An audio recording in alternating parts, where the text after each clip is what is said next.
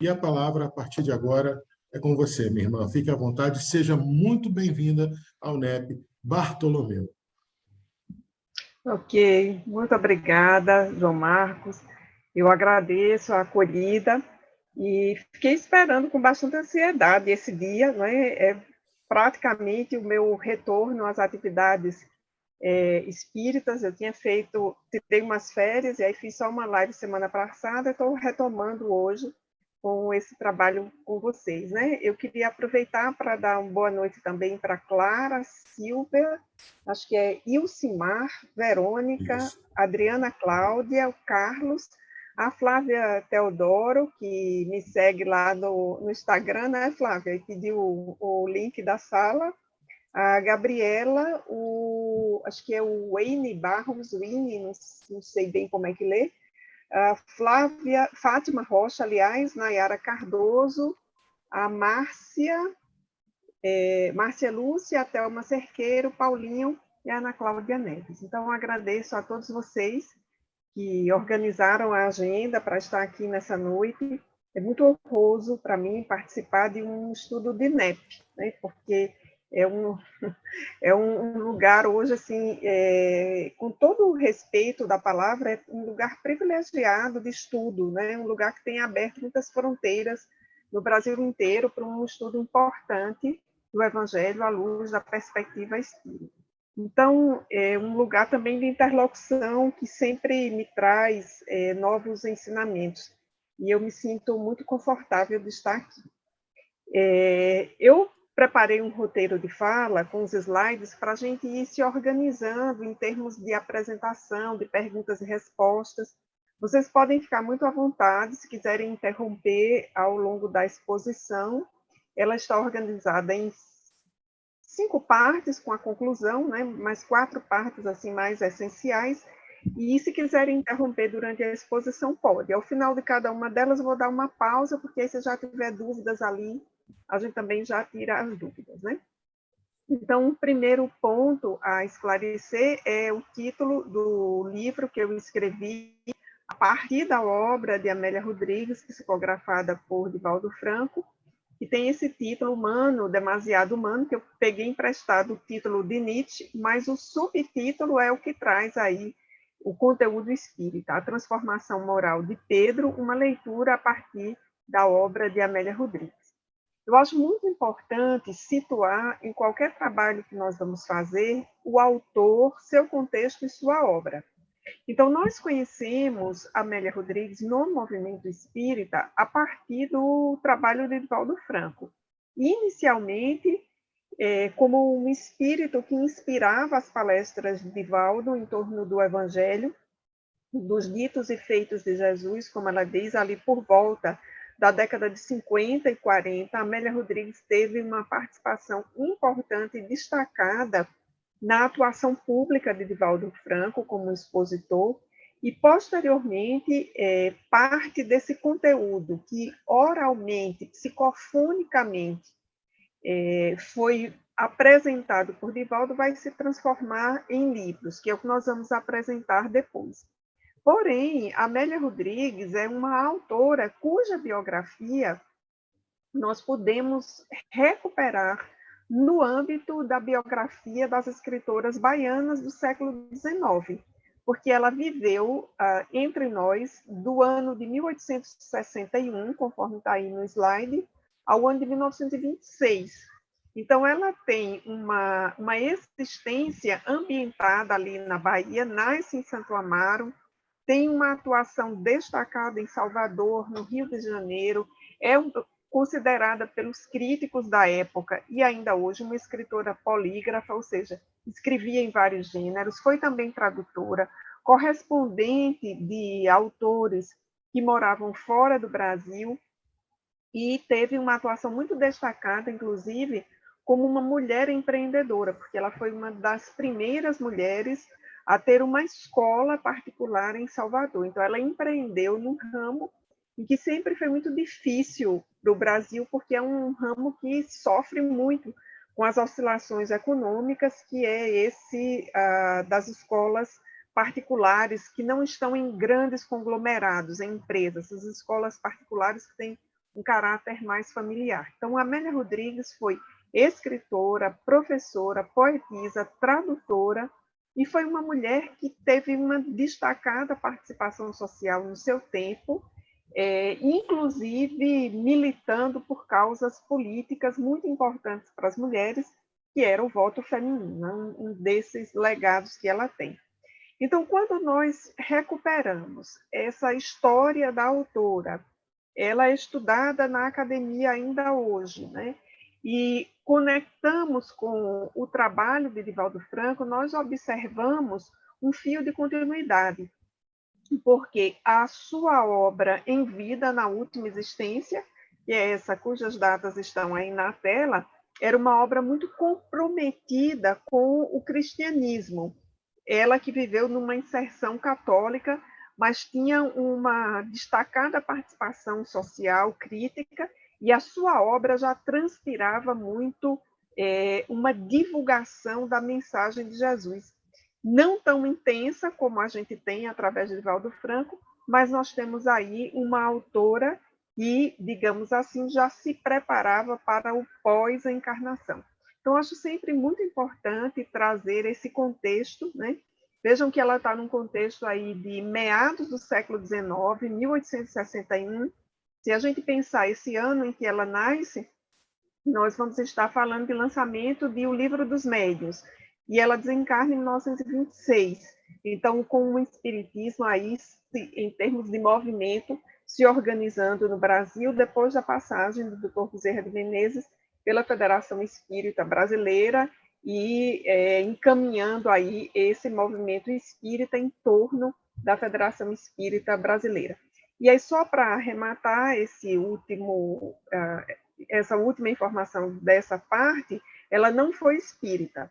Então, ela, através de Divaldo Franco, é um espírito que vai fazer uma releitura do seu conhecimento sobre cristianismo a partir dos conceitos espíritas, porque nós vamos encontrar em toda a sua obra os conceitos de reencarnação, de mediunidade, de imortalidade da alma, apresentados de uma forma coerente com a doutrina espírita, né?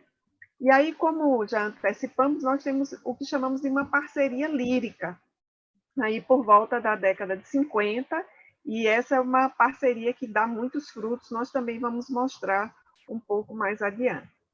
E aí, a primeira parte desses frutos são os livros de contos.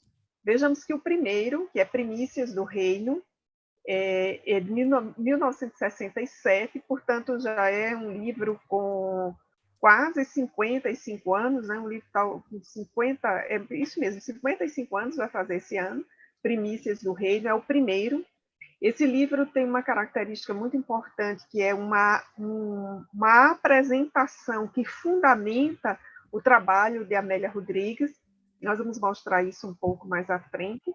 Depois nós temos Luz do Mundo, de 71, Quando Voltar a Primavera, de 76, e Há Flores no Caminho, que é de 82. Na sequência, nós temos Pelos Caminhos do Cristo, Trigo de Deus e Dias Venturosos, de, respectivamente, 87, 92 e 97.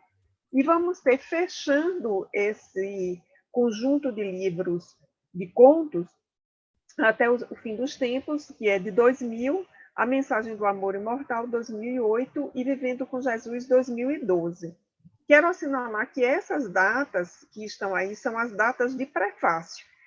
Por vezes, um livro desse acabou sendo como edição publicado no ano seguinte, em função dos trabalhos de gráfica, mas aí eu peguei as datas de prefácio, e essas datas nos falam bem de fases importantes do trabalho de Divaldo. Se a gente voltar aqui um pouco, né, nós temos aí 67, né, esse marco com Primícias do Reino, aí vamos ter 71, depois 76, e aí depois temos um intervalo bem grande, 82, mas os três primeiros aí estavam nessa regularidade de 3, 4 anos, e vamos nos lembrar que estamos falando de momentos em que publicar um livro não era tão rápido quanto é hoje.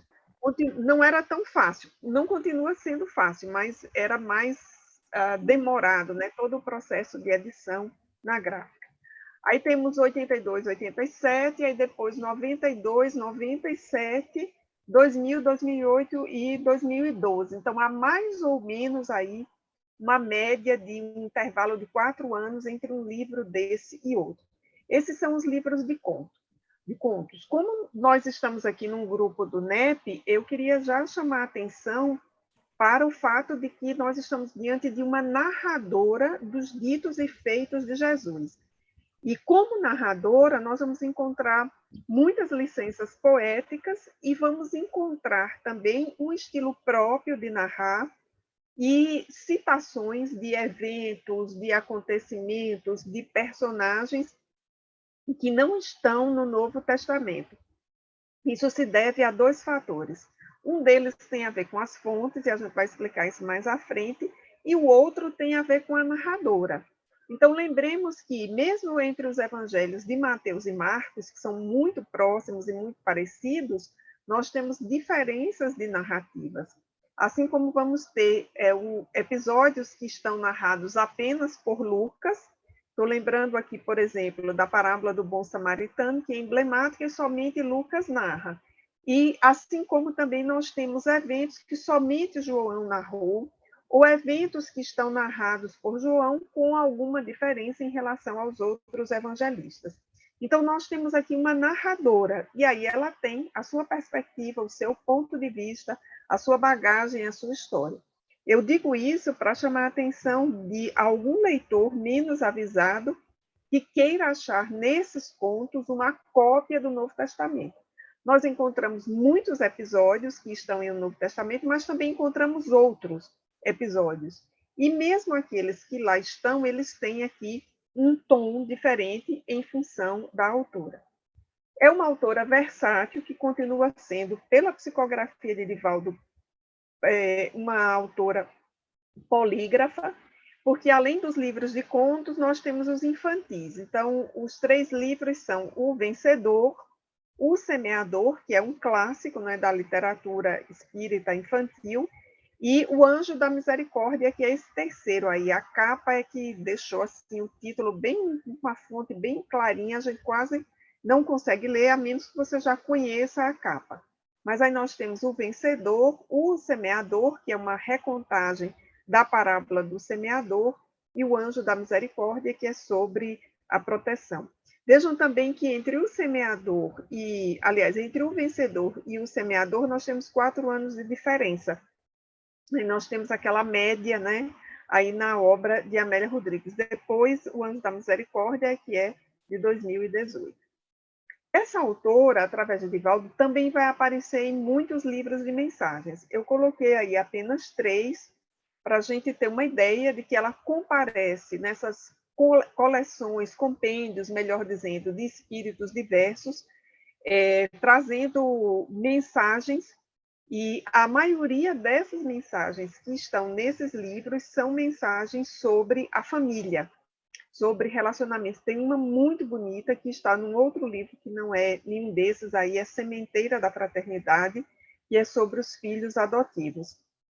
E dizem os biógrafos, né, que ela chegou a ser mãe adotiva de uma criança, mas essa informação ela carece de confirmação, mas há aí uma presença muito forte de Amélia Rodrigues nesse comprometimento, sobretudo da educação e da evangelização da criança e do jovem. Não é à toa que ela é tida como uma das patronesses do trabalho de evangelização no Brasil. Quero lembrar também que o famoso poema da gratidão, com o qual Divaldo encerra a grande parte de suas conferências, é de autoria de Amélia Rodrigues, o que confirma aquela tese lá da escritora polígrafa, pelos seus críticos enquanto encarnada e também pela psicografia de Divaldo, porque além de textos infantis, livros de contos e mensagens reflexivas, dissertativas, nós temos o poema da gratidão, que está no livro Sol de Esperança e que foi psicografado na Argentina, numa viagem de Divaldo, em torno aí do ano de 1970 a 1971. Então, Amélia Rodrigues é um espírito, digamos assim, muito presente nas nossas vidas, na medida em que nós acompanhamos o trabalho de Divaldo. Aliás, só corrigindo, o Poema da Gratidão é de 62, a psicografia dele, mas foi publicado no livro Sol de Esperança, que é de 1971. E de todas as obras de Divaldo, o único livro que não foi publicado pela Leal é o SOS Família, que é um compêndio de textos de Joana de Ângeles e de outros espíritos, que foi publicado pela FEB. Os demais todos são livros da Leal, para quem tiver interesse em adquiri-los, né? E aqui eu aproveito para lembrar o que eu sempre digo no programa Literatura Espírita, que nós procuremos adquirir os livros, sejam impressos ou em e-book, nas editoras ou nas casas espíritas, e o e-book nas revendedoras autorizadas, né? E só para destacar aqui que o e-book não é um livro em PDF, a forma de leitura do e-book é completamente diferente, o seu formato, o programa que está por trás. O PDF é uma fotografia de um livro, e quando nós consumimos um livro em PDF, nós deixamos de pagar os direitos autorais, ou seja, a cadeia dos direitos autorais, que é muito importante para todo o mercado editorial, mas para o movimento espírita é ainda mais importante, porque são os direitos autorais que mantêm as atividades assistenciais das casas espíritas e das federativas. Então, lembramos sempre que desde a codificação é o livro espírita que sustenta o movimento espírita. Então, fica aí o nosso apelo para essa campanha em torno da aquisição da obra, seja física, seja obra virtual. E aí a obra de Amélia Rodrigues é uma obra tão importante e com tanta informação que é um verdadeiro tesouro a ser descoberto ainda. Nós temos aí alguns exemplos dessas parcerias, desses desdobramentos. O livro Sou Eu, organizado pelo Álvaro Crispino, e é um livro em que o Álvaro reuniu os contos de Amélia sobre a paixão do Cristo. Ela tem uma perspectiva muito singular em relação à crucificação e à paixão de Jesus, e Álvaro reúne nesse livro e faz um estudo sobre o contexto da crucificação. Depois nós temos um trabalho maravilhoso chamado Pérolas da Série Evangélica, de Amélia Rodrigues, organizado pelo Henrique e a Regina Baldovino, que reúne de todos os livros publicados por Amélia Rodrigues definições. Então, é uma obra em 2 volumes, de A a Z. Eles trazem nomes de personagens, lugares, definições. É um trabalho maravilhoso, uma espécie de dicionário, que nos permite fazer muitas pesquisas sobre o contexto da fase de Jesus, a partir do que Amélia Rodrigues diz, né? E aí, se vocês observarem, né, a capa aparentemente é a mesma, mas tem diferença. No primeiro, a pérola está aqui na mão, e no segundo, a pérola já está aqui na outra mão, né, sendo tocada. Então, as capas têm um trabalho aí muito interessante. E, por fim, o livro que eu escrevi, O Humano, Demasiado Humano, A Transformação Moral de Pedro, que tem como base os contos de Amélia Rodrigues. E às vezes as pessoas dizem, mas irmão X também escreveu contos sobre Pedro, tem uma entrevista com ele, tem não sei quantos textos de Emmanuel. Sim, mas o meu foco nesse livro era a obra de Amélia Rodrigues. Dentro do livro há citações de toda a obra, e para defender a tese que eu pensei para esse livro, que é a tese da transformação moral de Pedro, ou seja, o foco é no seu erguimento, eu me embasei também na obra de Joana de Ângeles, por conta do perfil psicológico de Pedro, era muito importante para mim fazer essa leitura com base em Joana de Ângeles, e também em algumas mensagens de Emmanuel, né, que são diretamente relacionadas ao perfil psicológico de Pedro, ou que nos fornecem pistas importantes daquele contexto em que a negação de Pedro se deu. Então, essa é a apresentação da primeira parte do nosso trabalho, que tem em vista colocar essa obra e a autora, né, trazer para quem não conhece ou para quem não leu ainda essa apresentação bastante rápida, digamos assim, de quem é esse espírito que escreve através de Divaldo Franco e escreve de uma forma muito singular, uma forma que eu diria me lembra muito alguém que esteve com Jesus ou que ouviu de alguém muito próximo àqueles acontecimentos, como testemunha ocular. Então, eu não bateria o martelo dizendo, olha, eu tenho pistas que asseguram que Amélia Rodrigues viveu no tempo de Jesus. Eu não faço uma afirmação desse tipo. Mas nós temos indícios muito fortes de que ou ela viveu de forma presencial aquele momento ali, com proximidade com Jesus, ou ela esteve na sequência muito próximo de alguém que viveu aquele momento. O fato que nós temos como certo é que ela integra a equipe de Joana de Ângeles, que foi Joana de Cusa, conforme lá relatado no capítulo 8 do Evangelho de Lucas, se não me falha a memória. Eu sempre confundo se é o 8 ou é o 5. Enfim, mas naqueles capítulos iniciais. E Joana de Ângeles, há muito tempo, afirmou que tem uma equipe em que ela cuidava de 10 mil almas. Isso tem décadas. E imagino que nessa equipe inicial estavam esses espíritos, Amélia Rodrigues, Filomeno de Miranda, Marco Prisco, porque todos eles desenvolveram, através de Divaldo, nessas décadas, um trabalho importante de desdobramento.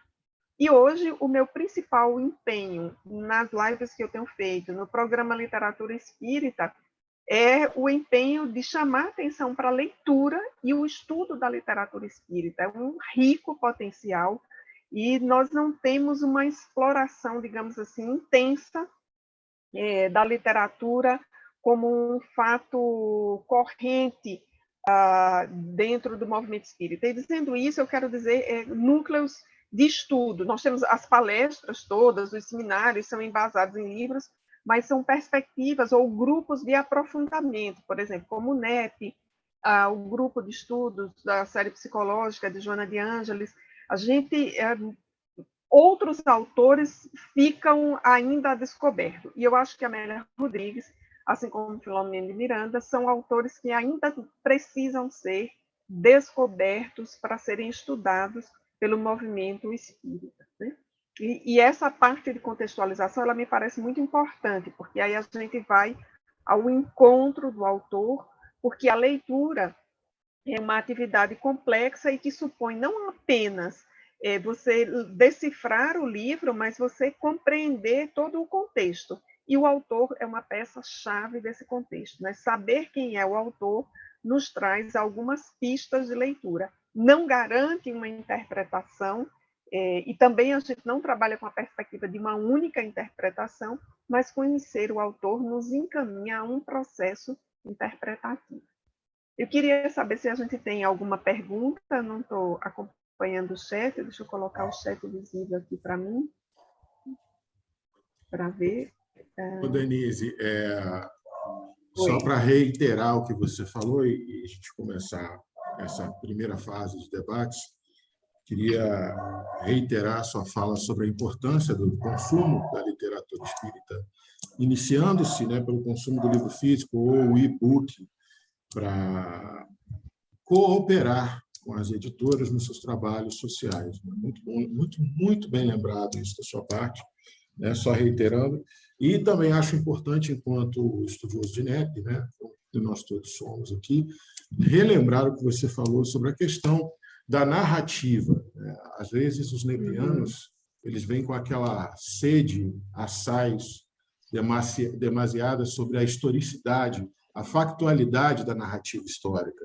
E a gente perde muito em se comportando dessa forma a experiência magnífica. E a Amélia, na minha opinião pessoal, ela faz isso com um mistério inigualável, né? Essa oportunidade de viajar pela narrativa de Amélia, se deixando transformar pelo convite quase sinestésico que a Amélia faz para a gente. na narrativa dela. Você vê que a Amélia narra cores, cenários, você sente o cheiro do lugar, você sente a temperatura. Quando ela fala da brisa tocando, você sente.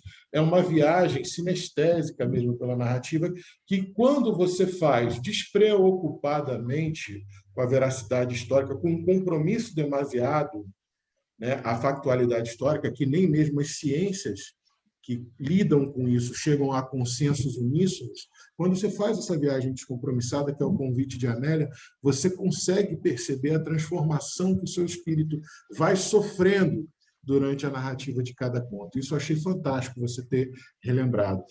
O Humberto faz isso também, Neio Lúcio faz isso também, Maria Dolores faz isso também. Então, o Espiritismo, a doutrina dos espíritos, aliás, não o Espiritismo, mas a doutrina dos espíritos, no seu tríplice aspecto, e a gente tem que entender que a ciência vem como resultado, talvez um resultado final, dessa consagração da vivência da filosofia com o aspecto religioso, com o aspecto espiritualista, com o aspecto consolador da doutrina. E muitas vezes a gente observa confrades tentando fazer esse caminho inverso, adentrar os pórticos da doutrina obrigatoriamente por uma ciência que ainda está engatinhando no próprio planeta Terra, para depois, quiçá, usufruir dessa benécia que é sorver o aspecto filosófico e espiritualista que espíritos como a Amélia trazem para a gente com tamanha competência. E aí eu queria, antes de você falar, queria ver assim, se você responderia a pergunta da Clara, que ela está com a mãozinha levantada ali já tem algum tempo. Podemos pedir para ela perguntar? Isso. Clara, pode perguntar para a gente, por favor. Não é uma pergunta em si, mas assim, eu tinha que fazer esse comentário, porque, não sei se todo mundo sabe aqui, eu sou católica, e eu achei muito didático no seu livro você começar a introduzir o que foi cada pessoa que participou diretamente na construção do seu livro. Explicar quem é o Divaldo, explicar quem é a Amélia Rodrigues, a forma que ela escreve e essa autenticidade ou literatura que ela traz nos fatos que ela descreve nos livros dela, para mim foi assim muito didático e introdutório para começar a entender como funciona a literatura espírita. Então, assim, foi perfeito você ter introduzido cada pessoa, entender. Eu fiquei encantada, assim, que eu não conhecia profundamente os trabalhos do Divaldo na Casa de Parto. Eu fiquei muito encantada, porque eu sou também profissional da área da saúde, então, assim, foi muito bom você ter iniciado o livro dessa forma. E a escrita, a leitura, vem uma coisa mais de literatura e pega um pouco de uma escrita um pouco científica. Foi muito fácil de ler o seu livro. Então, assim, parabéns pelo livro. E eu estou adorando ouvir sua palestra. Clara, que bom, muito obrigada. Eu jamais imaginei que pudesse ser lido por uma católica. Eu escrevi pensando que os espíritas somente iam ler, mas é muito honroso você me dizer isso. Eu fico muito feliz, de fato, que o livro consiga romper essas fronteiras e que a gente consiga fazer esse diálogo ecumênico, né? Sua presença aqui é bastante importante. Eu queria lembrar também que a literatura espírita, sobretudo essa literatura relacionada ao Novo Testamento, ela é uma porta de entrada para a ciência e a filosofia espírita. Então, assim, nem todo mundo, ou uma infinita, pequena parte, uma ínfima parte de quem chega à casa espírita vai conseguir entender o espiritismo a partir do Livro dos Espíritos. Por várias razões. Por falta de hábito de estudo, por falta de conhecimento, de contexto que ajude a leitura de O Livro dos Espíritos. Não é um livro fácil de ser lido, embora eu ache um livro excelente, mas ele não é fácil para o neófito. E esse tipo de literatura, a Amélia, Humberto de Campos, o Neio Lúcio, são portas de entrada que precisam ser colocadas à disposição de quem está chegando à casa espírita. Nós precisamos ter várias portas de acesso à codificação. Então, para alguns que estão chegando, pode ser o Livro dos Espíritos. Para outros, pode ser a obra de Amélia, pode ser a obra de André Luiz, pode ser Maria Dolores. Então, nós precisamos ter essas vias de acesso ao trabalho, à literatura espírita propriamente dita. E só pegar um comentário aqui que estava do lado, eu já ia passando, é um comentário, estava um pouquinho acima, acho que é da Thelma. Ela disse que a Amélia Rodrigues também era católica, exatamente. Então, talvez a Clara tenha se identificado aí com esse perfil da Amélia Rodrigues. Então, agora indo para a parte 2, né, os fundamentos desse estudo, de onde é que eu parti?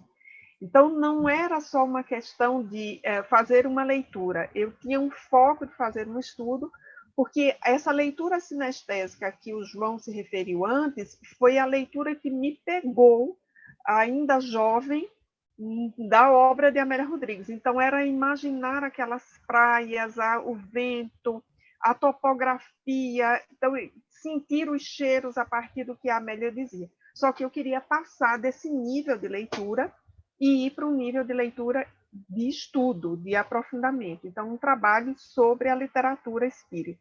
E, ao mesmo tempo, fazer isso com fundamentos e escrever de uma forma que pudesse ser acessível à maioria das pessoas. Então, o meu ponto de partida foi mesmo a questão de número 20 de O Livro dos Espíritos, na qual Kardec pergunta: pode o homem receber, fora das investigações da ciência, comunicações de uma ordem mais elevada sobre aquilo que escapa ao testemunho dos sentidos? Olha, gente, quando eu descobri essa questão, eu já estava muito envolvida com esse estudo, e não era uma questão de não ter lido o Livro dos Espíritos, mas é aquela hora em que você bate o olho e faz uma leitura de profundidade. E eu estava, quando eu comecei a fazer esse estudo, realizando o meu doutorado. Então, eu estava muito envolvida com a metodologia da pesquisa, e uma metodologia diferente. Eu sou da área de educação, estava fazendo um doutorado em educação. E essa pergunta de Kardec ela foi muito importante para mim, porque, vejam só, pode o homem receber fora das investigações da ciência, ou seja, o codificador coloca a ciência lá em cima, né? Comunicações de uma ordem mais elevada sobre aquilo que lhe escapa ao testemunho dos sentidos. Então, essa questão ela está no início do Livro dos Espíritos, ali quando ele está apresentando os fundamentos e a própria metodologia do trabalho que ele desenvolveu. Aí há uma valorização da ciência, mas, ao mesmo tempo, há um reconhecimento de que a ciência tem um limite, porque é aquilo que escapa ao testemunho dos sentidos, e é com isso que Kardec vai trabalhar, porque ele vai lidar com a mediunidade para alcançar o objeto de investigação, que é o espírito. Ele teve que ir para uma metodologia diferente da que existia na época, que é uma metodologia de observação, de entrevista e de diálogo. Então, não é uma metodologia para a ciência daquele tempo, né, e, sobretudo, a ciência na área das exatas, que lidava com observação e descrição, porque Kardec, além de observar, vai entrevistar o próprio fenômeno, que são os espíritos. E aí, se a pergunta é uma pergunta extraordinária para mim, eu não sei com que adjetivo definir a resposta, porque vejamos o que dizem os espíritos. Sim, se Deus o julgar útil, pode revelar-lhe aquilo que a ciência não consegue aprender. E aí há um comentário do codificador em que ele diz: é através dessas comunicações que o homem recebe, dentro de certos limites, o conhecimento de seu passado e de seu destino futuro. Então, a resposta e o comentário estão nos falando de mediunidade, de comunicação dos espíritos. E se Deus julgar justo, sim, vai mandar por outros meios aquilo que a ciência não consegue perceber. Então, nós vamos receber pela mediunidade, pelas artes, por outras formas de comunicação, de percepção das leis naturais, porque as leis naturais elas estão aí, e há diferentes pontos de interlocução dessas leis naturais. Kardec colocou-se num ponto de interlocução que pôde observá-las a partir da descrição dos espíritos e nos apresentar. A literatura consegue perceber de uma outra perspectiva, a arte, a música. Então, e é dentro dessas comunicações, vejamos, que nós vamos tendo acesso a passado e futuro. E aí, no comentário, mais especificamente, falando sobre mediunidade. Esse estudo, a partir da fundamentação kardeciana, é um estudo que eu pude fazer várias interseções. Então, com os estudos na área de história, a chamada História Nova, que é uma perspectiva historiográfica que vai valorizar a história oral e a memória, e valida, está até um errinho de português aqui, e valida os relatos de testemunhas, as tradições, os contos, a literatura oral. É uma perspectiva muito respaldada no âmbito dos estudos da historiografia, sobretudo nessa relação franco-brasileira. A História Nova é uma perspectiva que veio também da França para o Brasil e para outros centros de estudos no mundo. Uma outra fonte de estudo é a interseção entre história e literatura. Isso já é extremamente comum para os historiadores e também para os críticos literários. Há um momento em que há uma confluência entre história e literatura e o testemunho literário, ou seja, como se descreve uma sociedade, uma experiência humana a partir da literatura. Vejamos, para a gente entender o século XIX hoje, os livros de Machado de Assis, de José de Alencar, continuam sendo importantes. São eles que nos falam dos costumes naquela época. Então, essa interseção ela é extremamente validada no âmbito acadêmico dos estudos de história e literatura. E depois a imbricação entre ficção e realidade, que também é validada no âmbito dos estudos críticos literários e dos estudos historiográficos, a partir de uma ideia comum de que a ficção ela surge de alguma forma ancorada na realidade. Então, é observar como esses dois campos vão se unindo para nos trazer uma leitura daquilo que nós conhecemos como o factual. Então, mesmo a perspectiva ficcional de um autor, ela é importante para nos trazer o acesso a diferentes leituras. Então, essas foram as fontes, né? O Espiritismo, a História Nova, a História e Literatura, e literatura trazendo-nos ficção e realidade, foram os ancoramentos teóricos que eu utilizei para validar essa leitura sobre Pedro a partir da obra de Amélia Rodrigues. Em outras palavras, né, eu estou querendo dizer que a obra de Amélia Rodrigues nos faz avançar para compreender aquilo que a ciência não apresenta ainda. Não há como a ciência retroagir, fazer uma investigação psicológica de Pedro, porque o que nós temos sobre ele está no Novo Testamento. Então, é a partir dali que nós temos que trabalhar. Eu vou associar o Novo Testamento aos contos de Amélia Rodrigues, vou considerar esses contos a partir do que ela diz, das testemunhas que ela pôde ouvir, que ela continuou ouvindo, daqui a pouco eu falo sobre isso. Assumo que literatura é uma forma de contar a história factual e que toda narrativa literária ela tem um pé na ficção, mas também tem os seus voos, aliás, tem um pé na realidade, mas tem também o seu voo ficcional. Então, postas essas fontes imbricadas, e nenhuma delas é contrária ao espiritismo, e quanto mais eu ia para essas fronteiras, mais eu achava confirmação das teses espíritas de Amélia Rodrigues, e eu fui me debruçar para organizar o estudo, observando o estilo, a metodologia de Amélia e as fontes. Então, com relação ao estilo, o João avançou aí um pouco para a gente, né, a sinestesia, ou seja, a Amélia escreve de uma forma que é como se nós estivéssemos experimentando com os sentidos, com o olfato, com a audição, com o tato. E esse estilo ele está muito marcado pela presença dos adjetivos, que constitui-se numa classe de palavras muito difícil de ser usada em qualquer texto, sobretudo num texto literário, porque os adjetivos eles trazem o aspecto da qualificação da palavra que o antecede, que é um substantivo normalmente, ou a qualificação de toda uma oração. E citando aqui Raquel de Queiroz, ela afirmou certa vez, numa entrevista que eu li muitos anos atrás, que o mais difícil num texto é colocar bem os adjetivos. e que quando um autor não sabe onde inseri-los ou inseri-los precisamente, é melhor que os corte do texto, que não os utilize.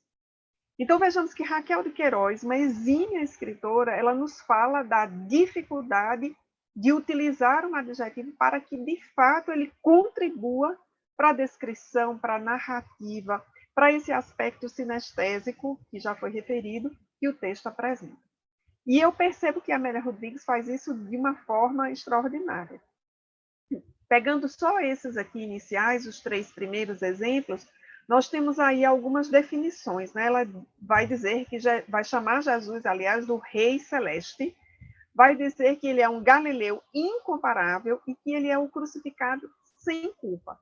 Então, nós temos aí adjetivos, locuções adjetivas, e vejamos como esses adjetivos que estão aí destacados atribuem ao substantivo anterior uma conotação que vai muito além do seu significado inicial. Porque uma coisa é dizer que Jesus é um rei, outra coisa é dizer que ele é o Rei Celeste. Então, expande a nossa capacidade de compreensão. Uma afirmativa é dizer que Jesus era um galileu, outra coisa é dizer que ele é um galileu incomparável. Então, vejamos como ela vai nos trazendo informações adicionais. Outra coisa é dizer que Jesus foi crucificado. Muitos foram, inclusive, né, os 2 ladrões ao lado de Jesus, Dimas e o outro ladrão que entra para a história como um mau ladrão, sem nome. Né? Mas dizer que Jesus foi crucificado sem culpa, além de trazer mais informações, nos faz pensar que houveram crucificados culpados. Né? Então, vejamos como a utilização dos adjetivos vai aí ampliando a nossa leitura. A outra coisa que eu acho fundamental do estilo é quando ela usa grupos nominais articulados pela conjunção aditiva. E aí nós temos lecionando humildade e submissão. É um momento em que ela está se referindo também a Jesus. Depois, descrevendo o templo de Jerusalém, ela vai dizer que ele era majestoso e extravagante. E vejam que nesse grupo nominal, ela junta aí 2 características, né? Majestoso e quase, né, uma relação opositiva extravagante, majestoso mais extravagante. E ela não usa aqui a oposição, usa a adição majestoso e extravagante. Então, isso nos traz muitos significados implícitos. Há algo aí que a autora quer nos dizer ao utilizar essa construção. Do mesmo jeito, quando no exemplo seguinte, né, nos 2 outros exemplos, já para adiantar aqui, nos falando sobre Jesus, ela diz sua voz suave e forte, e aí eu acho muito interessante porque há os pares opositivos no estilo de Amélia, e ela usa muito para se referir a Jesus, ao mesmo tempo, a voz suave, mas é uma voz forte, marcante, inesquecível. Vida singular e grandiosa de Jesus, né? Vejamos aí que singular não é sinônimo de pobre, de singela, né? Mas no sentido de ser única, e por isso mesmo grandiosa. Né? E aí os últimos exemplos, né? Definindo Caifás, num dado conto do livro Até o Fim dos Tempos, ela vai dizer que ele era um infra-homem alçado à posição de super-homem. E ela constrói muitos substantivos compostos para apresentar as definições. E aí nós temos uma definição. Se a pergunta fosse quem é Caifás, a resposta, a partir de Amélia Rodrigues, é que ele era um infra-homem alçado à posição de super-homem.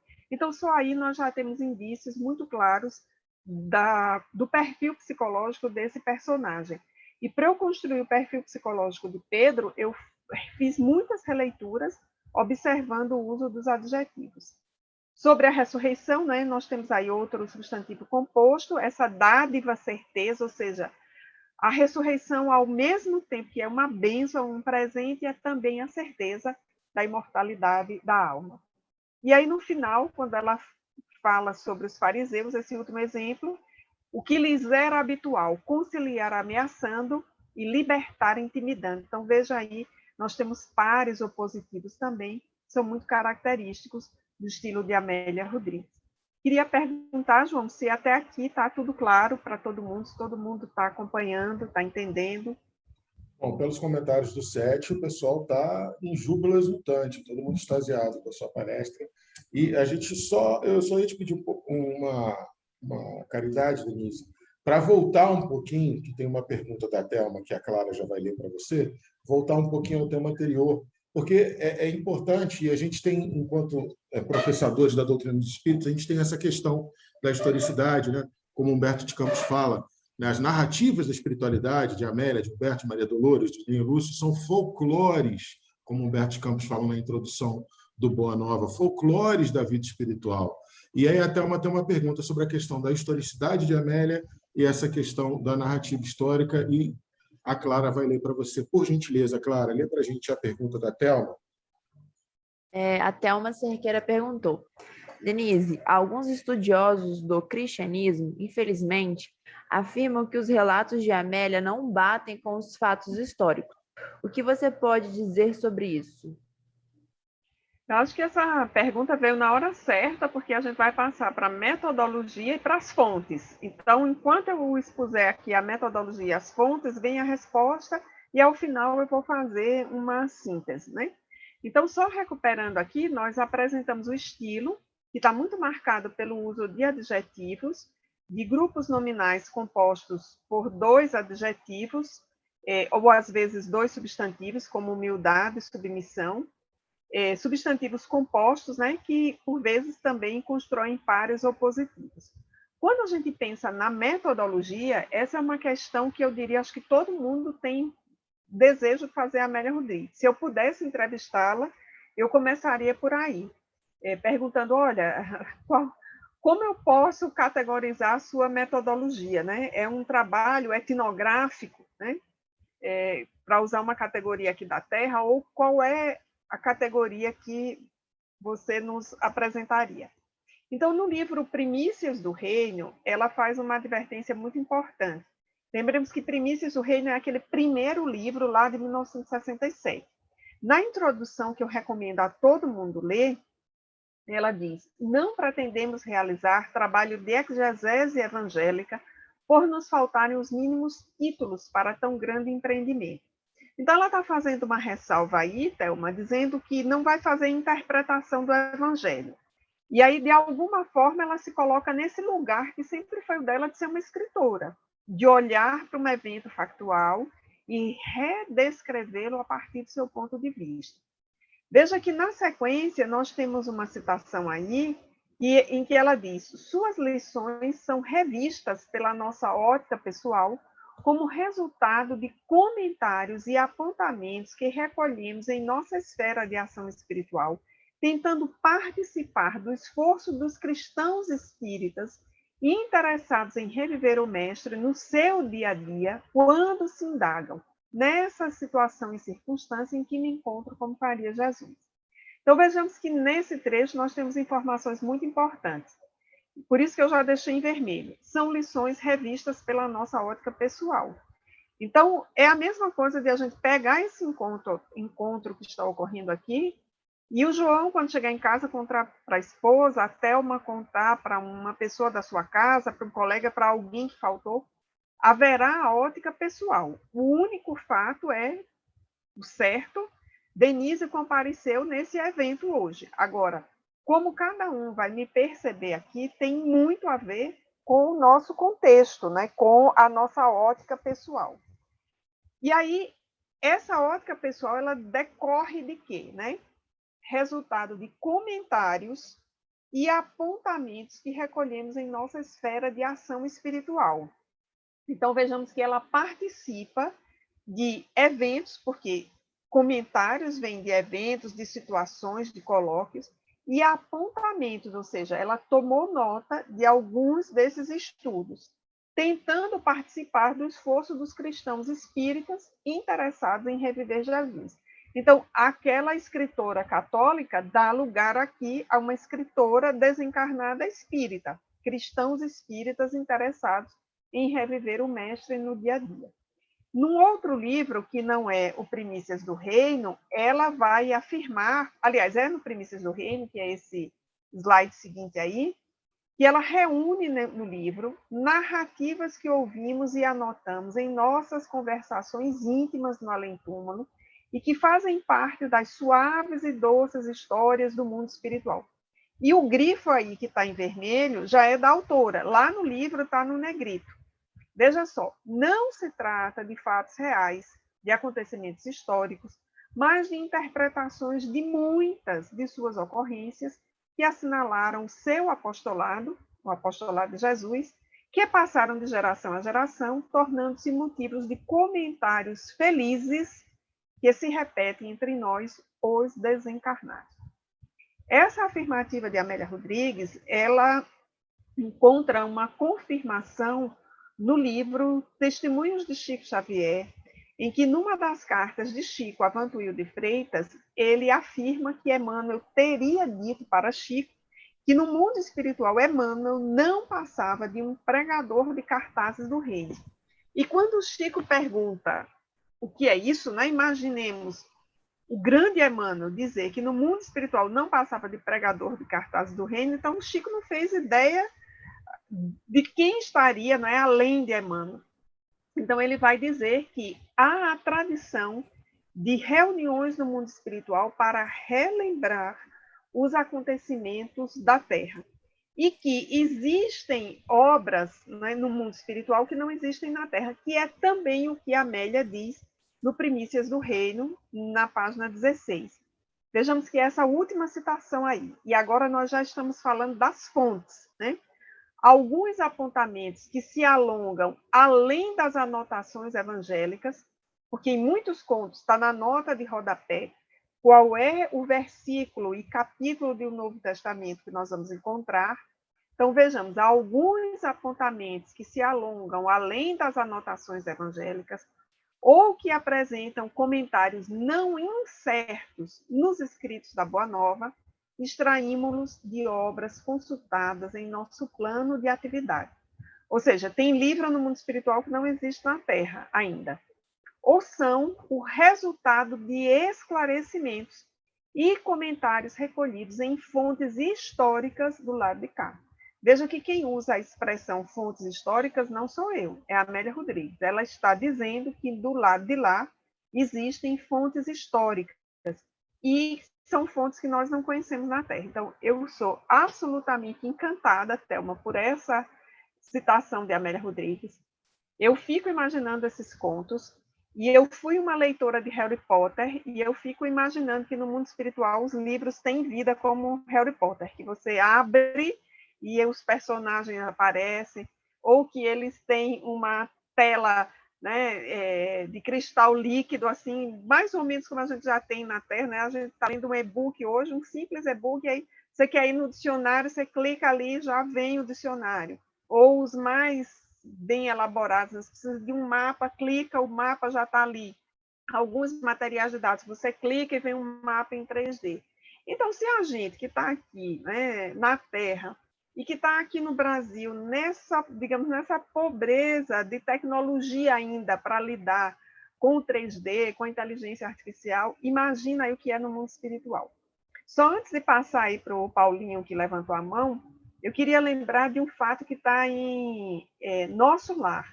O espírito que havia sido o pai do Lísias e que já ia reencarnar na Terra, ele participa, digamos, de uma conferência familiar, porque ele se materializa, digamos assim, numa tela de cristal líquido, para usar uma expressão nossa. Então, eu fico imaginando a tecnologia no mundo espiritual, porque o Nosso Lar é de 39 e 40, né? É ali do começo da Segunda Guerra. E André Luiz já descreve isso. Memórias de um Suicida, que é anterior, tem N tecnologias. Essa coisa, quando apareceu o Big Brother, não sei quantas câmeras, a Ivone Pereira já tinha descrito isso da Colônia Esperança desde quando ela era uma jovem. Então, essas tecnologias no mundo espiritual, imaginemos, né, as informações, como são os livros, como é o acesso a essa informação, e mais do que isso, esses colóquios que reúnem autoridades, estudiosos, testemunhas daquele tempo e as testemunhas que, ao longo do tempo, se transformaram a partir do contato com a mensagem de Jesus. Então, eu diria, só para encerrar, tudo que eu quero é poder ter acesso um dia a essas fontes. Então, eu me esforço para ganhar o acesso no futuro, sabe? Eu quero chegar lá para poder ter o acesso a essas fontes. O Paulinho está com a mão levantada, João. Fala para nós, Paulinho. Enquanto eu estou ouvindo aí a Denise e tal, eu estava aqui refletindo e não lembro, eu gostaria de fazer essa pergunta. Em qual região que fica registrado, qual região no mundo espiritual que fica registrado toda a nossa vida? Eu sei que existe uma biblioteca no plano espiritual onde todas as nossas ações ficam registradas. Se as nossas ações ficam registradas, toda a vida do Cristo também fica registrada. Se aqui nós temos a tecnologia, que é o computador, que a gente faz as pesquisas, né? Se nós temos os livros, quando nós vamos fazer algumas palestras, ou quando nós vamos fazer alguns estudos que a gente vai pesquisar, acredito eu que, naturalmente, no plano espiritual, também teria esses registros. Não poderia a Amélia Rodrigues, né, ou outros irmãos buscarem nesses registros, nessas bibliotecas, né, essas vivências, né, do Cristo, essa vivência desses nossos amigos espirituais? Não seria esse registro, né? Eu não estou conseguindo lembrar o nome onde fica registrado o nome que se dá a essa biblioteca. Você tem alguma informação sobre isso? Não, eu não tenho. Estou aqui tentando associar a sua pergunta, talvez, a registros acásicos, mas não é uma terminologia espírita, né? Uma terminologia mais espiritualista. Porém, se a gente voltar aí no slide, veja o que a Amélia Rodrigues diz. Extraímos de obras consultadas em nosso plano de atividades. Então, existem, né, essas fontes no mundo espiritual e certamente devem ser bibliotecas maravilhosas, centros de estudo maravilhosos, e eu diria assim, com cópias, né? Não seria um único centro, centros espalhados em todo o orbe terrestre. O que eu compreendo é que a Amélia Rodrigues está vinculada a esse grupo de Joana de Ângeles, que, por sua vez, está vinculada ao grupo de Kardec com Francisco de Assis. Então, essa é uma perspectiva de narração.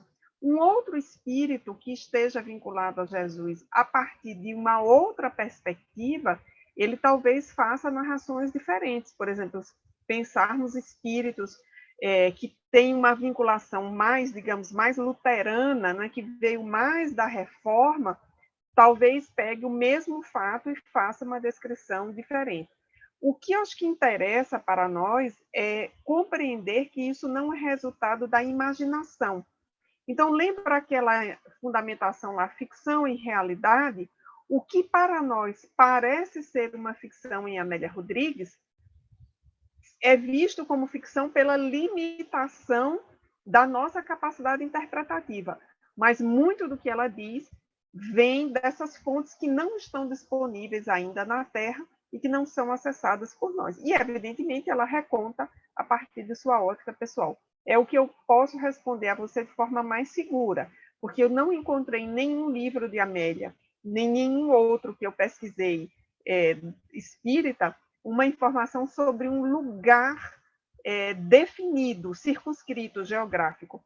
Mas encontro essa correlação entre Amélia e Emmanuel, o que me faz mover pelo critério de universalidade do ensino dos espíritos, que Emmanuel deu a Chico Xavier uma informação lá pelos idos de 1938, 45, eu nem lembro de que ano é a carta, e a Amélia Rodrigues vai dizer lá em 1967, através do Divaldo Franco. Ou seja, essa informação existem fontes no mundo espiritual que não estão disponíveis na Terra, e, segundo, os espíritos vinculados ao cristianismo, eles mantêm a tradição de reunirem-se para falar sobre Jesus, para estudar Jesus. Então, pensa aí, se no mês de dezembro, na Terra, que nem é o mês do nascimento de Jesus, mas que a gente convencionou que era, e a gente já dá um salto no emocional, imagina o que é no mundo espiritual, esses espíritos com uma percepção muito mais dilatada, né, e a compreensão desses eventos. Então, Paulinho, eu não sei se eu respondi a tua questão, mas é o que eu tenho a dizer por enquanto sobre o tema. Ok. É bom Bom, porque a gente ouve algumas falas, mas você traz de uma forma segura onde você não encontrou. No meu lugar, isso aí a gente já fica satisfeito, né? Tá bom, ok. vamos lá. Então, vamos seguindo agora para entrar no nosso personagem, né? Porque até esse momento isso foi só preâmbulo. O estudo, de fato, começa agora. Então, para mim, como autora, é muito importante pensar no personagem a partir do seu contexto sociocultural.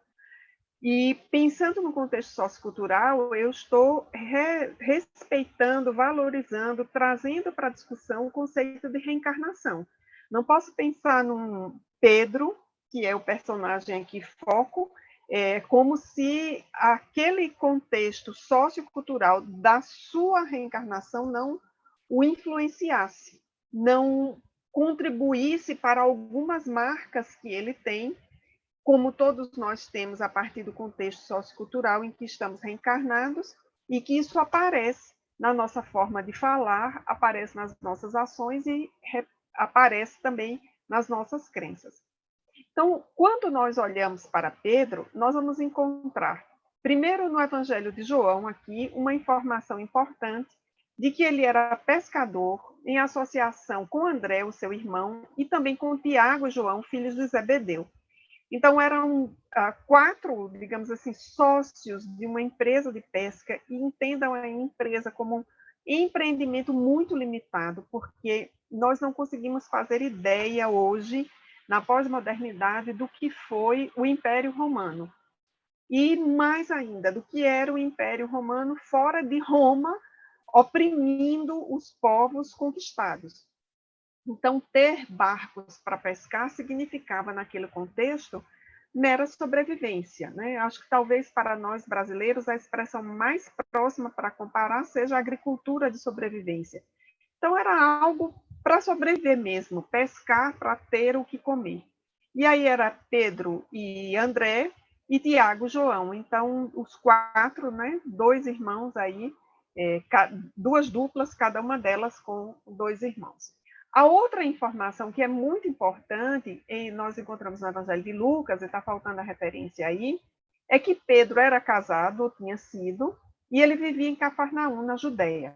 E aqui eu estou seguindo bem o Novo Testamento, não estou pegando aqueles evangelhos apócrifos que possam nomear filhos, ou dizer se ele era viúvo ou se era casado.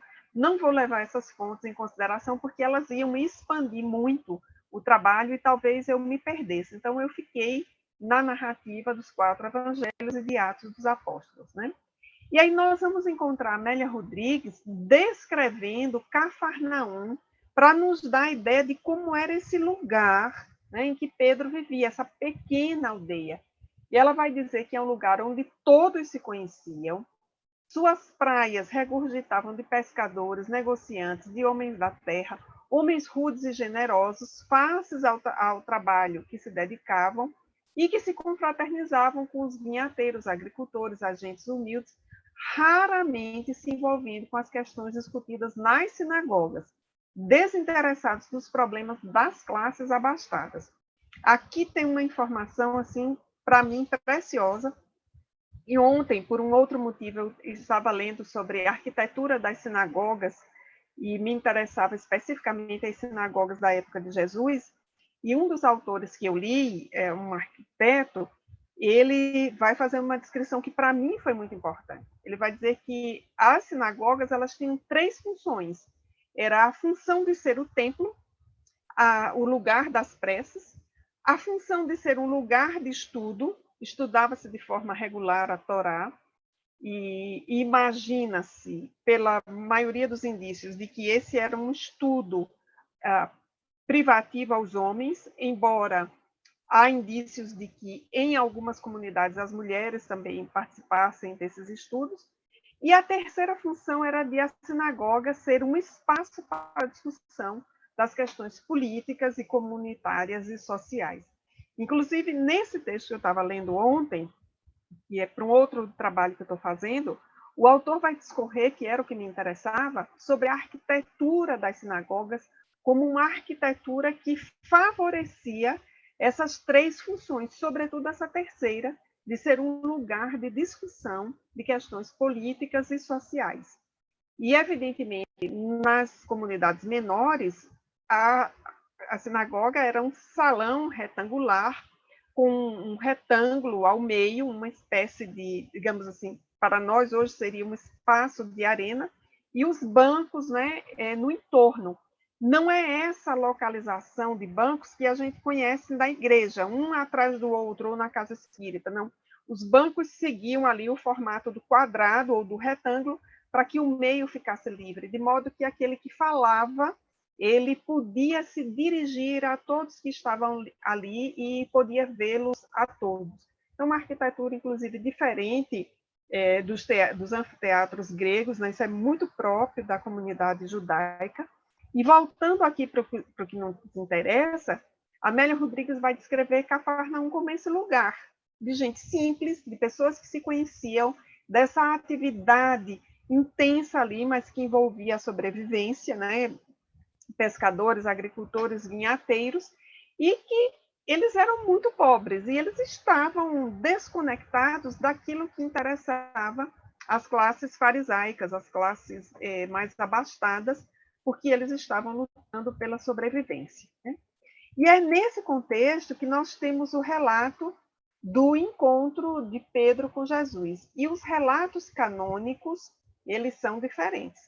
Mateus e Marcos vão dizer que Pedro estava no lago de Genezaré ou Tiberíades, e Jesus passa e o chama para ser pescador de homens. E a gente só vai entender esse relato se a gente jogar as luzes da reencarnação e da vinda do Cristo à Terra como uma vinda que foi preparada nos seus mínimos detalhes. Nós estamos falando da vinda do governador da Terra.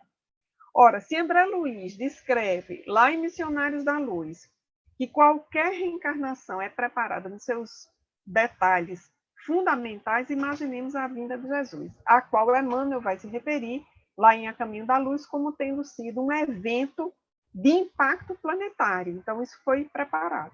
Então, a gente só pode entender esse relato, na minha leitura, de Marcos e de Mateus, se a gente jogar a ideia de reencarnação aí, ou seja, Pedro reencarnou comprometido com a mensagem de Jesus, a ponto de que ele ia passar várias coisas, crescer, casar, ter filhos, aprender a pescar, tornar-se um pescador, mas quando Jesus chamasse, ele iria atender. Então, isso estava no seu planejamento reencarnatório. Nós vamos ter a descrição de João, que também é uma descrição que só vai ter sentido a partir dessa perspectiva espírita, que Pedro não é o primeiro a quem Jesus chama, até porque foi o seu irmão, André, que era discípulo de João Batista, que testemunhou João Batista batizando Jesus e tendo dito que aquele que vinha depois de si era maior do que ele, que faz com que André vá contar isso a João, e João, sim, aliás, vá contar a Pedro, e Pedro se interesse de ir conhecer Jesus, e chegando à frente de Jesus, Jesus vai chamá-lo e dizer que ele será Cefas. Ou seja, João faz um relato do encontro de Pedro com Jesus completamente diferente da perspectiva de Mateus e Marcos. Para Mateus e Marcos, Pedro estava pescando, Jesus passa e o chama. Para João, Pedro vai ao encontro de Jesus. Se foi de um jeito ou de outro, o que importa é que Pedro seguiu a Jesus. E Lucas faz um outro relato, que não tem esse começo aí da pesca, mas o relato é que, nas primeiras pregações de Jesus, certo sábado, saindo da sinagoga, Jesus entrou na casa de Simão, cuja sogra estava enferma, com muita febre, rogaram-lhe por ela, inclinando-se sobre a sogra, este repreendeu a febre e ela, levantando-se, logo serviu. Ou seja, tem uma outra história aí que precisa vir à luz. E vejamos aqui como são três narrativas diferentes. Para Lucas, Pedro e Jesus, de alguma forma, se conheciam, porque como é que alguém que aparece no contexto de Cafarnaum, que não era daquele lugar, era de Nazaré, fala na sinagoga, diz um conjunto de verdades que estarrece todo mundo, entra na casa do outro assim, sem mais nem menos? Então, provavelmente, nessa narrativa de Lucas, que tem como uma das testemunhas para o seu evangelho Pedro, este já conhecia Jesus quando a cura da sogra de Pedro passa a ser um evento público, comentado, digamos assim, à boca miúda por todos os que viviam naquela região. Então, vejamos que são três relatos diferentes, mas que são importantes para nos dizer que Pedro seguiu a Jesus como um companheiro de primeira hora. Amélia Rodrigues vai se aproveitar, no bom sentido dessa palavra, daquela descrição lá de Cafarnaum como lugar pequeno e do fato de que André teria conhecido a João Batista, que falou sobre o Messias, para fazer uma narrativa sobre Pedro muito empolgante, que para mim é a mais emocionante e a que me deixa com uma sequência cronológica de fatos, que me cria uma ordem, que me ajuda a encaixar essas três narrativas, que eu não vou contar aqui para vocês lerem no livro Trigo de Deus, que é o primeiro conto. Então, passada essa fase aí do encontro de Pedro com Jesus, nós vamos para o cotidiano. Então, uma parte importante do estudo que saltou aos meus olhos foi a interlocução, porque todos conviviam com Jesus, os 12, inclusive aqueles 70 a que Lucas se refere. Mas Pedro é um interlocutor recorrente, porque Mateus anota perguntas, observações de Pedro, Lucas, Marcos e João.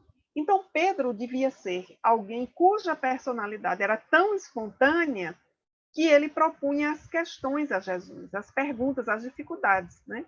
Eu fico aí, agora é a minha imaginação, pensando o que Pedro deve ter dito a Jesus quando se reuniram lá para o Sermão do Monte. Estavam alimentados espiritualmente, mas, segundo as narrativas, tinha 5.000 pessoas lá.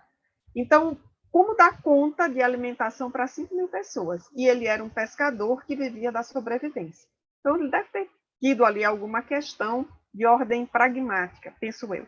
Porque Amélia Rodrigues diz que ele era o representante natural das inquietações gerais. Acho essa definição aqui magistral sobre Pedro.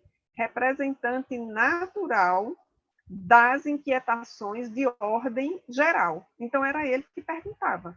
Ela vai descrevê-lo também como um sujeito sem as sutilezas para as questões do espírito, e o que é muito importante para mim, nessa primeira fase, um temperamento intempestivo, desacostumado às tarefas de alto porte. Vejamos que Pedro sai desse contexto reencarnatório bastante pragmático, de manter a sua sobrevivência para lidar no cotidiano com questões de ordem do interesse da humanidade, porque ele vai trabalhar com Jesus. E aí, essa interlocução supõe também uma convivência muito íntima, muito próxima com Jesus. E a Amélia vai descrever muito bem aí, é a hora em que os adjetivos aparecem de uma forma muito recorrente e muito precisos para descrever essa convivência. Ela vai dizer que ele é o trabalhador devotado, discípulo sincero, testemunha insofismável do Tabor, era um devotado colaborador, veja, por 2 vezes, né? Eu trouxe aqui os exemplos, porque em mais de uma vez isso aparece. Vejamos que é Quando Voltar a Primavera, capítulos diferentes. Ó. Trabalhador devotado, na minha edição está na página 35, e devotado colaborador está na página 75, ou seja, é outro conto. E aí ela está se referindo a Pedro na convivência com Jesus. E vai nos dizer também que ele era uma alma simples e generosa. Então, vejamos que essa descrição que a Amélia Rodrigues faz, ela nos apresenta um espírito num processo que eu diria assim, de muita importância para a sua evolução enquanto espírito. Essa reencarnação deste espírito como Pedro, para mim, é uma reflexão, uma reencarnação que foi um ponto de inflexão. Dali para frente, eu imagino a evolução de Pedro foi assim linear, porque Amélia vai descrevendo um espírito ali que tinha conflitos, próprio de um espírito que estava, para fazer uma leitura com as minhas palavras, lapidando ao seu processo evolutivo na Terra.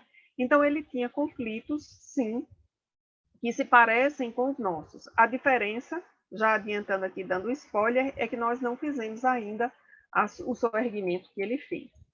E esse processo da convivência com Jesus, né, permite que Pedro viva esse momento que é, por vezes, mal entendido, e foi para analisar a negação que eu fiz esse estudo. Inicialmente, eu comecei a fazer esse estudo para mim, era para que eu entendesse. E aí, como eu fiz algumas palestras, algumas pessoas acharam que era importante. E depois eu tive a intuição de escrever esse texto. E eu fiquei 20 anos escrevendo esse texto. É claro que alguns bons anos desses 20, esse texto ficou parado, mas foram anos em que eu fiquei maturando a negação, porque é o evento que nós nos referimos muito a ele, sobretudo na Semana Santa, né? Pedro negou Jesus 3 vezes. Eu não estou aqui para dourar a pílula, para dizer que não foi uma negação, ou que isso não foi grave. O meu ponto de vista é o do entendimento.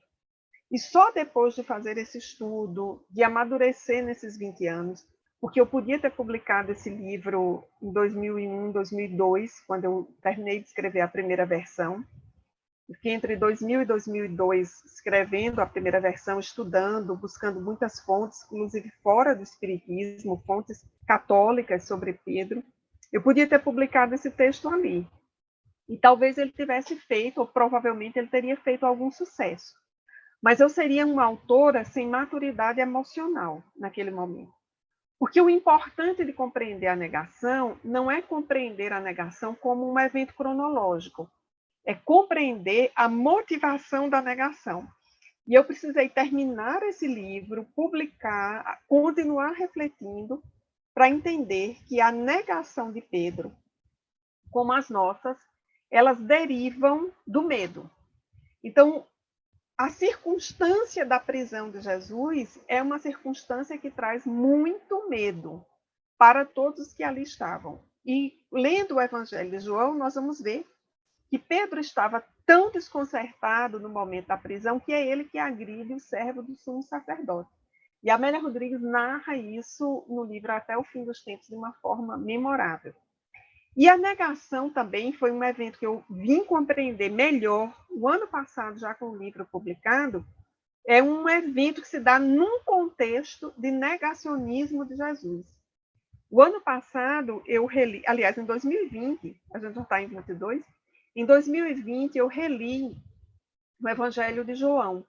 E relendo esse evangelho que só tem 21 capítulos, eu pude entender um contexto de negacionismo do Messias, porque João é especialista nisso, é descrever como Jesus foi negado como Messias, todas as evidências. Então, isso constrói parte do contexto sociocultural em que se dá a negação.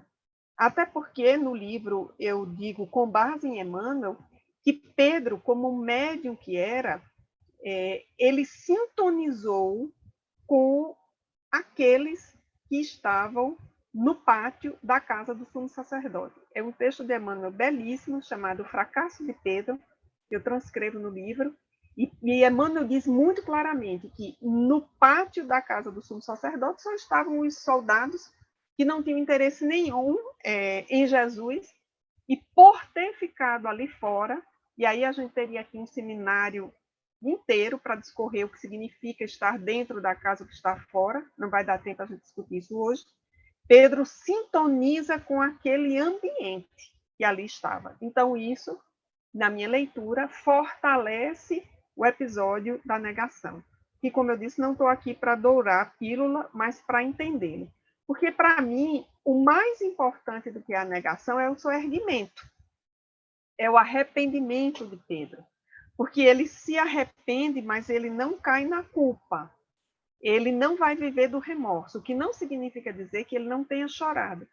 Eu não gosto nem de pensar no que pode ter sido o sentimento de Pedro quando ele se deu conta que negou Jesus 3 vezes e que Jesus tinha dito que ele o negaria 3 vezes. Eu não consigo nem imaginar, porque eu não tenho, digamos assim, equilíbrio emocional para pensar nisso, porque foi uma experiência psicológica muito forte. E o soerguimento de Pedro é registrado por João no seu Evangelho, é registrado em Atos dos Apóstolos, é registrado no livro Paulo e Estevão, em todas as fontes católicas, e Amélia Rodrigues vai também narrar esse soerguimento. Tem aí alguns exemplos da forma como ela passa a denominá-lo a partir do seu esforço do arrependimento. É o discípulo abnegado, é o discípulo renovado, é o pescador de almas. E aí a gente também poderia, né, num seminário, fazer essa comparação, pescador de homem, pescador de almas, o que é que isso significa? Ele é honesto e firme e ele é o apóstolo abnegado. Então, eu encontro no texto de Amélia Rodrigues evidências linguísticas suficientes para entender que essa autora valoriza o soerguimento de Pedro. E era isso que eu gostaria de destacar no trabalho que eu escrevi. E, por fim, né, chegando aqui às conclusões, o que é que ler esses textos de Amélia Rodrigues, consultar fontes da psicologia, fontes católicas, fontes da área de história, me levou a concluir, que é também a minha tese no livro, é que houve uma mudança de polaridade na personalidade de Pedro. Porque nós temos, segundo a psicologia analítica a partir de Jung, 4 funções no nosso campo emocional. A função intuitiva, que nós conhecemos bem, que é aquela função de alguém que só faz algo depois de refletir muito. Uma função que é sentimento, que a gente poderia traduzir como muito aproximada da empatia, da compaixão, o que hoje é muito valorizado pelas competências socioemocionais, que é perceber o outro, conseguir expressar os seus próprios estados de espírito. Uma função que é a sensação, que a gente traduziria como experimentar, o aproveitar a vida, e uma função que é pensamento, que é a racionalização. E nós temos somente 2 formas, segundo Jung, de apresentar algumas dessas funções, em geral 2 delas, ou de forma introvertida ou de forma extrovertida. Então, normalmente, nós vamos combinar uma dessas formas, introvertido ou extrovertido, porque é sempre uma ou outra, com algumas dessas funções. Então, nós vamos ter aquele extrovertido em que prevalece, por exemplo, a função sensação. Então, é o sujeito que se joga, né? Ou o extrovertido que é mais sentimento, ele consegue falar sobre si, sobre o que está sentindo, consegue falar sobre o outro. Nós temos o introvertido que é muito racionalista, que é aquele que avalia tudo, né? Que mesmo as coisas mais simples teoriza. E temos o introvertido que é intuitivo. Qual é a minha conclusão? Houve uma mudança na personalidade de Pedro. De um sujeito extrovertido, que fazia aquelas questões a Jesus do tipo, até quantas vezes perdoar? Qual é a recompensa que nós teremos, nós que tudo deixamos e que seguimos? Ou então aquela observação que ele diz a Jesus, como saber quem te tocou? Mais ou menos como se ele dissesse, olha, a multidão está aqui, eu não tenho como saber quem lhe tocou.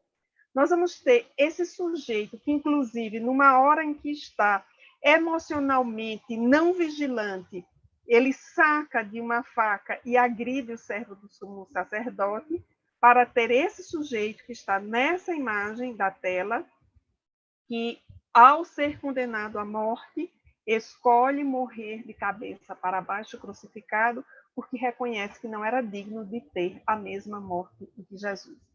E passa a ser um sujeito tão intuitivo, combinando a relação entre sentimento e intuição, que Emmanuel vai dizer em Paulo e Estevão que ele foi capaz, com a sua sensibilidade, impedir o que seria o primeiro cisma dos cristãos ali, naquela discussão entre Paulo e Tiago Menor, sobre os gentios. Então, Pedro faz um processo de transformação moral tão grande, o seu soerguimento depois da negação é tão extraordinário que eu não consigo dizer isso de uma forma perfeita em português.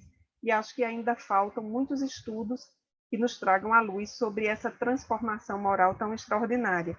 Porque nós falamos muito sobre a transformação moral de Saulo em Paulo, mas o que ocorreu com Pedro foi também uma transformação moral, uma maturidade espiritual extraordinária. E Jesus previu isso, porque disse que ele era Cefas. Era sobre ele que se assentaria a igreja, ou seja, se assentaria sobre Pedro essa unidade no sentido de seguir a Jesus com dedicação. Essa é a leitura espírita que fazemos. E aí, por fim, né, de Atos dos Apóstolos, né, uma sentença em que Pedro demonstra a sua humildade, né? Quando queriam torná-lo assim uma figura de ostentação por uma cura que ele houvera praticado, ele vai dizer: levanta-te que eu também sou homem. Amélia Rodrigues diz algo parecido, né? Fazendo a mesma narrativa sobre Atos 10:16, sou apenas homem impuro como tu.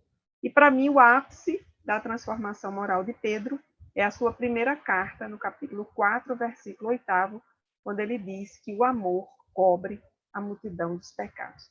Então, assim, em rápidas linhas, esse é o estudo que eu fiz sobre essa personagem e que me deixa assim, sempre muito entusiasmada poder apresentar. Era isso. Denise, é indescritível a alegria que paira sobre mim, tendo ouvido suas palavras. As pessoas que me conhecem sabem o quanto que eu sou fã dessa personagem, Pedro, sabem o quanto que eu admiro esse espírito, né, esse preposto crístico reencarnado no planeta. Então, a minha gratidão pelo que você proporcionou para a gente nessa noite. Qualquer coisa que eu disser vai ficar muito aquém do que o meu espírito vibra nesse momento, em gratidão a você. E eu queria te perguntar, a gente sabe da sua agenda, se você se disporia mais alguns minutos a ficar com a gente, para se algum dos confrades, alguma das confreiras, tiver alguma questão última, uma questão final para colocar para a gente. Você conseguiria ficar só mais uns minutinhos, por favor? Sim, sim, é possível. É Que possível. ótimo. Então, gente, aproveitando, por favor, as pessoas que quiserem trazer algum tipo de comentário. Clara, pode falar, por favor. Clara? Pede para ela voltar aqui mais vezes também. Não, esse convite será feito, mesmo sabendo da dificuldade, a cara de pau será bastante para chamá-la outras vezes, Denise. Eu espero que, em Cristo, que você tenha caridade igual você teve dessa vez. Eu queria fazer só alguns comentários, assim, que eu fiz algumas anotações. À vontade. E de coisas que foram acontecendo durante a semana. Uma parte que eu li do livro que me chamou muita atenção e que me lembrou quando a gente foi fazer a arte de divulgação do estudo de hoje.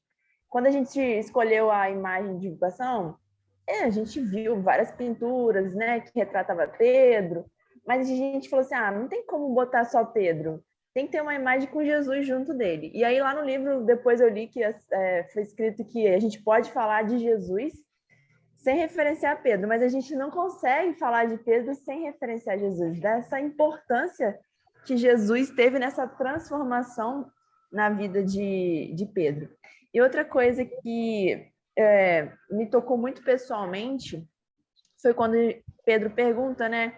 E nós que tudo deixamos e te seguimos, que recebemos, né? Isso aí depois é descrito lá no livro, né? Que a gente é motivado pela essa recompensa e compensação do sacrifício. E aí a minha questão a Amélia relata em algum dos seus livros essa questão da gente agir muito em busca de recompensa, como a gente não cair nesse vício de agir pensando em benefício próprio. Claro, aí não vai ser a Amélia Rodrigues que vai nos ajudar, né? Ainda a gente tem que mudar de autor. No caso, vai ser Joana de Ângeles, e vai nos descrever como espíritos muito infantis, com uma consciência não desperta ainda, e, portanto, muito em busca das recompensas. E, por isso, também, eu caminhei nesse estudo com Pedro e chegou um momento em que não era possível lê-lo sem trazer um aporte psicológico, sem trazer a obra de Joana de Ângeles e de outros psicólogos também. Eu cito o Jean-Yves Leloup, que trata sobre o deserto de uma forma brilhante. Ele, para explicar Paulo, ele também traz a tese da loucura momentânea de Pedro, né, que Emmanuel descreve lá como o fracasso de Pedro. Então, eu tive que buscar esses outros autores, e isso acabou me dando o caminho de estudo dessa personagem, que não podia ser um estudo nem cronológico, nem somente biográfico, mas teria que ser, sobretudo, um estudo psicológico, porque o soerguimento é uma atitude que decorre de uma dimensão emocional. Então, se era o soerguimento que me interessava estudar, eu não tinha como não ir para os estudos psicológicos. E aí, nesse caso, sobre as recompensas, quem melhor vai explicar é Joana de Ângeles ao longo de toda a sua obra. Perfeito. Thelma, nossa irmã, por favor.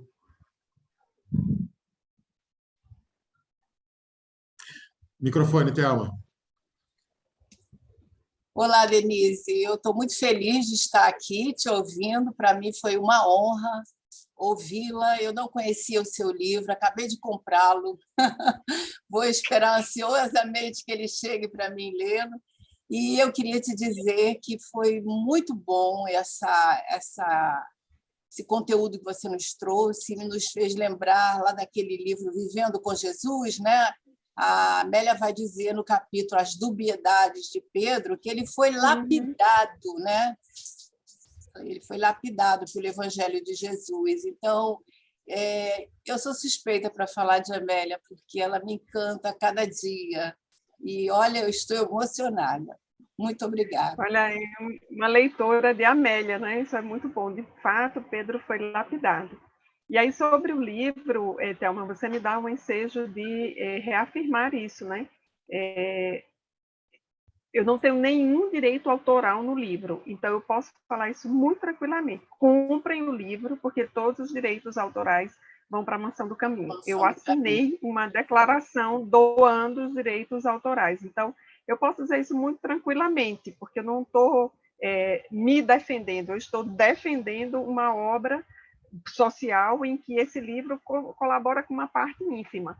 Mas aí, se a gente adquirir esse, outros, a gente ajuda aquela obra social tão ampla a se manter de pé. E eu acho que você vai gostar da leitura. Alguém tinha comentado no início, eu não lembro mais se foi a Flávia ou quem foi, a parte da ilustração do livro, gente. E eu acho que merece comentar, porque não é minha. O livro ficou muito bem feito do ponto de vista editorial, pelo trabalho da Leal, né? Eu gosto de pinturas, sobretudo de pinturas clássicas, da pinturas do Renascimento, os impressionistas, mas eu gosto muito do Renascimento em termos de pintura. E eu tinha pedido para a editora colocar uma única pintura, que é essa última, que estava no slide, que é a da Crucificação de Pedro. Porque é Caravaggio, e aí muito escuro, é muita tinta para fazer aquilo, eu sei que isso fica muito caro, torna o livro, às vezes, inviável. E qual não foi a minha surpresa quando me mandaram o livro para a prova? Ele veio todo ilustrado. A pessoa que fez as ilustrações, que procurou essas telas sobre Pedro, não me conhece. Eu não encontrei com essa pessoa ainda, estou esperando a pandemia passar para eu ir a Leal para cumprimentar a Lívia, e ela achou todas essas telas, né, procurando nos arquivos e museus, e ilustra o texto de uma forma maravilhosa, e isso enriqueceu o trabalho, e o mérito não é meu. Mas acho que aí está o dedo da espiritualidade. E a gente, quando entrega um livro desse, né, eu entreguei o livro para Leal, eu confesso a vocês que eu fiquei assim, será que... Eu já tinha um prefácio muito bom, que é o prefácio da Ruth Brasil, mas eu fiquei pensando, será que a Amélia não vai nem me mandar um A de mensagem, né? Só bastava o A, né? O Joana, um A, né? Todo mundo que publica lá acaba recebendo um prefácio de Joana e tal. E não veio. Prefácio de Joana, Divaldo nem se referiu, não disse nada, eu tratei com o pessoal da editora, mas para mim o prefácio de